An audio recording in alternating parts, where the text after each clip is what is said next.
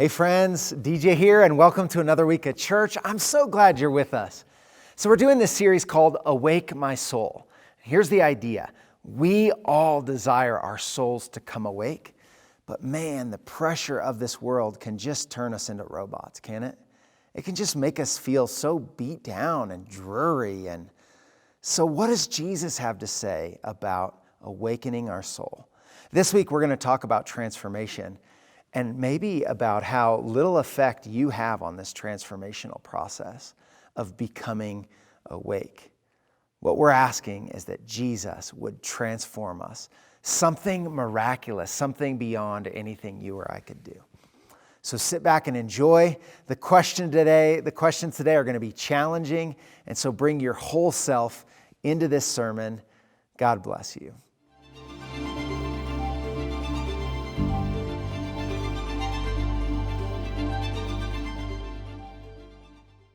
So my wife Vanessa and I have fiddly figs in our house.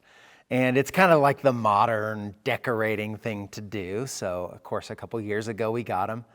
And here's what we want. We want big, giant, mature, beautiful fiddly fig plants. Here's the thing. They are outrageous to buy in the mature phase, right? So we decided we'll grow them.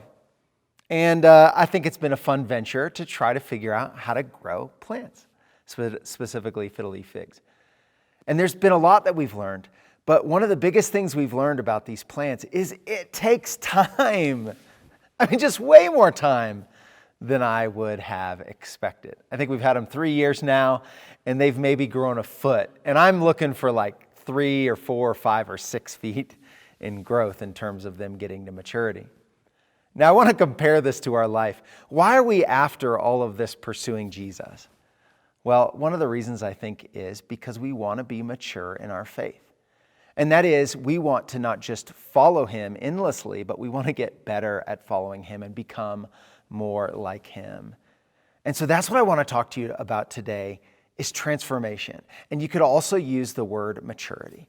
And the big underlying question is, how do we get there? How do we do it? You know, when I was young, this is kind of how I was taught. And this was in my Bible college days.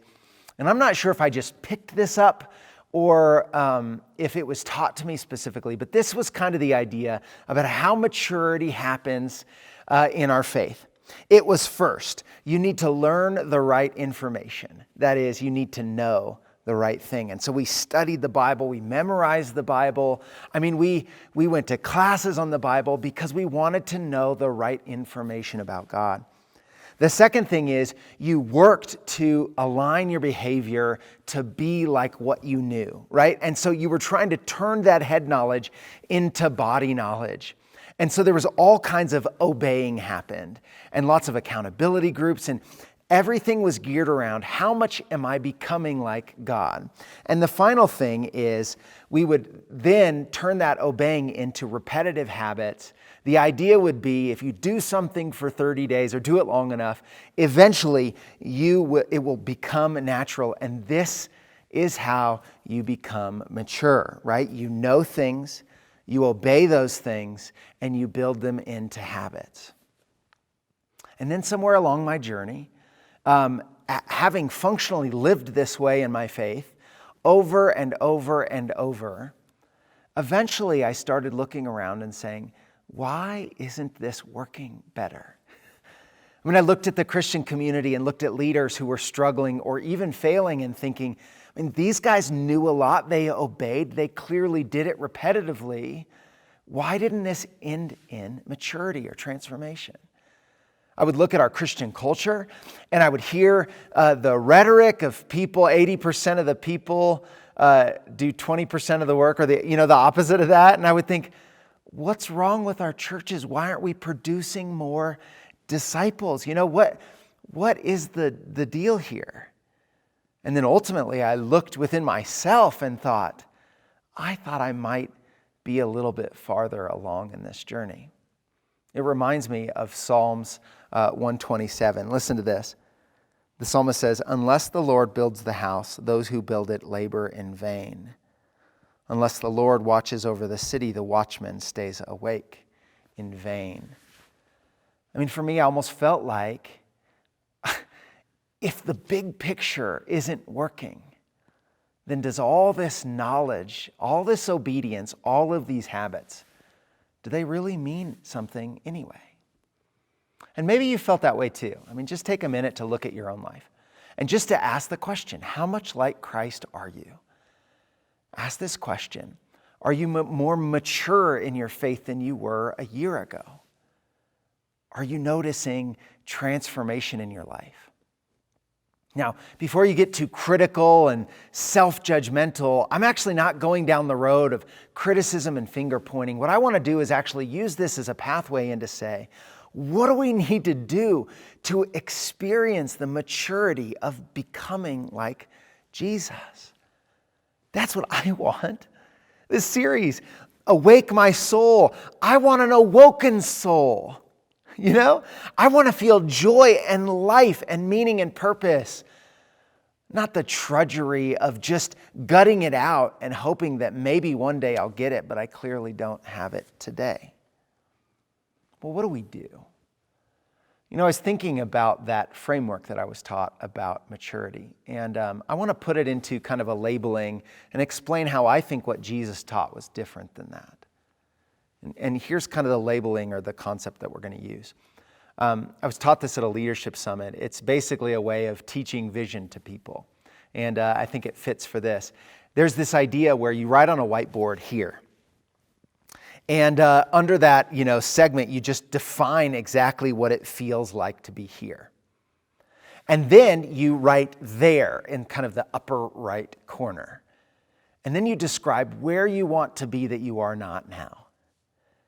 And the idea is, what do we need to do to get from here to there? And now the interesting thing about this concept is that it's fundamentally rooted in the idea that here is unacceptable, there is the goal, and we have to convince ourselves that now is so un-okay that I really need to do things to get to there. Now I think this sort of works in our conversation about spiritual maturity. Or it certainly fit into the framework that I was taught. See, in that framework, here's how it worked. Here was unacceptable because I am not good enough. Right? And however you want to say that, like, you could say I cuss too much, or I party too much, or I want to have too much fun and not enough church, whatever that is for you. But like it's here is not good enough.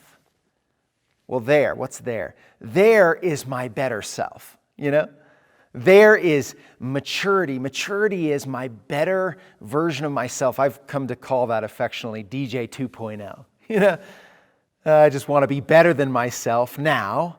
And so if I work hard enough, I can get to there. I've come to call that the gospel of trying hard. And it's funny. Did Jesus teach the gospel of trying hard? I mean, think about it for your own life. Do you resonate with that gospel at all? I mean, is that sort of fundamentally what you're trying to do with faith? Is that what you think your soul needs to do, is get beyond where you are today? What's interesting is in psychology, they actually call this behavior modification or behavior change model. This whole thing is geared towards making us behave better. Was Jesus after getting us to behave better? And interestingly enough, I'm starting to come to the belief that it is a resounding no. That Jesus was not very focused on the behavior. And that's why Jesus could hang around sinners and the Pharisees, the people, by the way, who were really interested in behavior. They could point their long fingers at Jesus and say, there is a man who hangs out with sinners. Because they were so focused on the here, not good enough, there, DJ 2.0, that they couldn't stand being around anybody that was not good enough. Jesus calls them out, though. He said it doesn't actually work that way. Do you remember when he said this in Luke 11? Listen to this. He said, you fools, did not he who make the outside make the inside also? But woe to you, Pharisees, for you tithe mint and rue and every herb, and neglect justice and the love of God. These you ought to have done without neglecting the others. Woe to you, Pharisees, for you love the best seat in the synagogues and the situations in the marketplaces. One of the lawyers answered him, Teacher, in saying this, you reproach us also. Jesus responded, Woe to you, lawyers also, for you load men with burdens so hard to bear, and you yourselves do not touch the burdens with one of your fingers. Listen to this last verse that I think draws it together. Woe to you, lawyers, for you have taken away the key of knowledge. You did not enter yourselves, and you hindered those who were entering. Jesus was saying to them, you focus so much on the outside, this gospel of trying hard, that you neglected what I am all about anyway. So what is the real gospel? What is maturity? How do we get there? Well, I'll tell you what, it doesn't start with focusing on the outside. In fact, it starts with something altogether different. It starts with what I would call the gospel of transformation. Now, I want you to, with me, just imagine back to that here and there analogy, except for now, let's reverse it. Here is, this is, by the way, the model that I've come to believe that Jesus preached. Here is, you are God's son or daughter, fully loved, created in the image of God. Here is good enough. And where's there? You know, as I was processing this with Vanessa, she said, it's not up and to the right. It's actually down and to the right. There is a place where we are fully transformed. And even the scripture would say a place where we are fully integrated. And Jesus used words like being born again or metamorpho, which is the Greek word for metamorphosis, which is the word that he liked to use when it came to being transformed. See, what Jesus talked about where we're trying to get to was actually a place that was impossible for a human to get by himself. So there's two basically ideas I want to communicate to you today about how do we live in the gospel of transformation versus that gospel of try hard. Now, I guess this isn't one of my ways, but I would just say like an obvious way is to read Jesus. Read about how he interacted with people from this model, this framework of, is he asking them to try harder? Or is he pointing to something totally different about a miraculous transformation process? See, Paul, this is the first thing I want to say. Paul gets on this, the Apostle Paul, in chapter 3 of 2 Corinthians. And in this section, just if you read it, it's totally worth your time. He talks about this mysterious process of the Spirit coming in and transforming us, actually cataclysmically shifting us categorically from one thing to a totally different thing. And there's a specific section where he talks about the unveiling that I think is so helpful. Let me read it to you. Verse 16 says, But when one turns to the Lord, the veil is removed. Now the Lord is the Spirit, and where the Spirit of the Lord is, there is freedom. And we all, with unveiled face, beholding the glory of the Lord, are being transformed into the same image from one degree of glory to another. For this comes from the Lord, who is the Spirit. Now here's his point here. Is the kind of change, maturity that we're actually after, friends, is the kind where the Spirit of the Lord changes us miraculously. In other words, it's not something that's even humanly possible in our terms. It's not something that we could do to get there. Instead, it's something that we are necessarily dependent on God to do. Now, I'm guessing this is hard to understand. I mean, how do we even do it then, we want to ask, right? Like, how do we get mature? How do we get better? How do we grow? What do, we want to ask? Well, I think there are things that we can do, but there are a lot more in terms of positioning and surrender and our willingness before God than they are taking the driver's seat and taking that control of our life. A book written by the counselor that I see, his name is Harv Powers. This book is called Redemptive Leadership. He describes this process as this. He says the Greek word used here, anakalypto, means to uncover or unhide. I believe that hiding, which naturally results from the gospel of knowledge and duty, of course I called that the gospel of try hard, blocks the transformational process. But unveiling our face, exposure, unfiltered honesty, and authenticity activates it.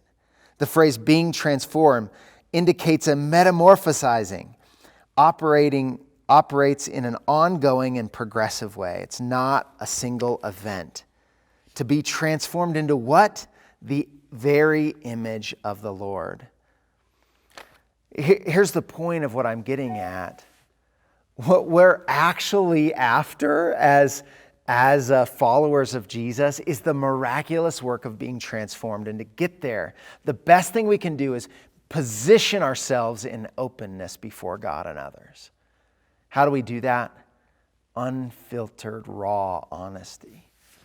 And I've been thinking about this. I mean, we would think that honesty is just another good thing we could do in life. But is that really something that God calls us to?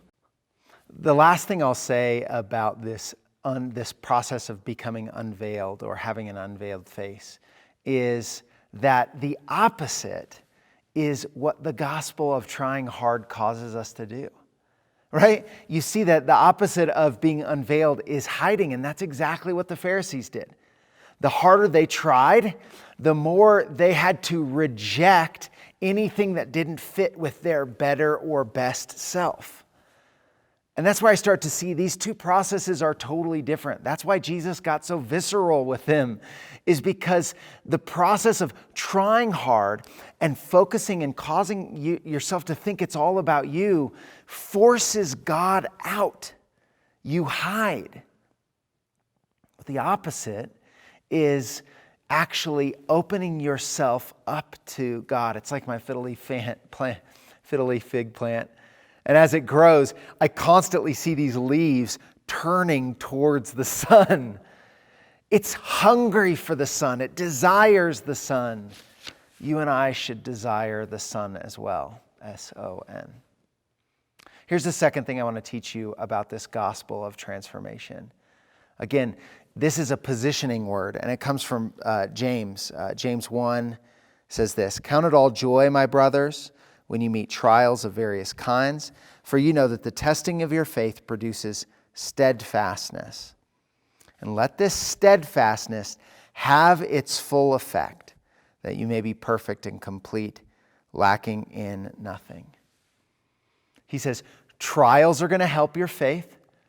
And then he says that let the steadfastness have its full effect. What's that mean? Actually, the word comes from sitting under the crucible of something. So imagine a sharp object being poked into you and how your body wants to react or respond. Or imagine a heavy weight forcing itself down you. And what James was saying here is, let that weight have its full effect. Because in the moment of that weight, that's when God's doing the work. It's just like a diamond, you know? And that's how diamonds are formed. It's the pressure that the earth presses on it over years. And eventually makes this incredibly hard object a diamond. Precious object. See, I think this is what God is doing. The gospel of transformation is such good news because God is transforming you. I mean, we asked, what do we do to become that fiddly fig that's mature and grown? Well, I would suggest to you that God's the one that's interested in doing it in your life. You remember Philippians 1:6 says that he who started a good work will complete it in you in Christ Jesus. This is the idea. God is way more interested than you are in making you mature. And the best thing you can do is get really honest about where you are and sit under the weight of the pressure of the things that you're in. Now, yeah, that doesn't feel very comforting maybe, but I promise you it is, because that means God is the one that is interested in helping you grow and change. I'll close with the Message version of the scripture that we talked about last week, which was to pick up your cross. It seems to tie this all together. Listen to this. Then Jesus told them what they could expect for themselves. Anyone who intends to come to me has to let me lead. You are not in the driver's seat, I am. Don't run from suffering, embrace it. Follow me and I'll show you how. Self-help is no help at all. Self-sacrifice is the way, my way, to finding yourself, your true self. For what good would it do to get you everything you want and yet lose the real you?